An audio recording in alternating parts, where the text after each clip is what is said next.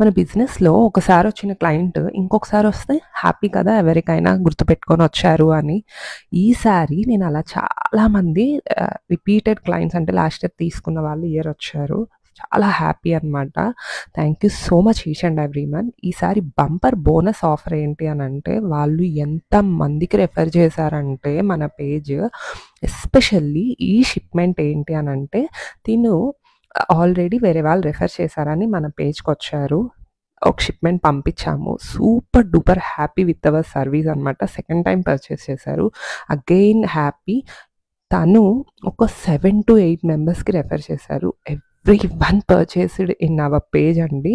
వాళ్ళు extreme happy. అసలు నాకైతే ఆ ఎక్స్‌ట్రీమ్ లెవెల్ ఆఫ్ హ్యాపీనెస్‌ని నేను ఎక్స్‌పీరియన్స్ చేశాను. వాళ్ళు తీసుకోవడంతోనే కాదు, చాలా మంచి ఫీడ్‌బ్యాక్ ఇచ్చారు. ఎవ్రీ టైమ్ నేను ఆ అక్కకి థ్యాంక్స్ చెప్పడానికి మెసేజ్ చేసినప్పుడల్లా ఒక పాజిటివ్ వైబ్ ఆఫ్ వర్డ్స్ పంపిస్తారండి. అసలు మామూలు హ్యాపీ అనిపియదు. ఆ వర్డ్స్ పంపించాను చూడండి ఎలా ఉంటాయో.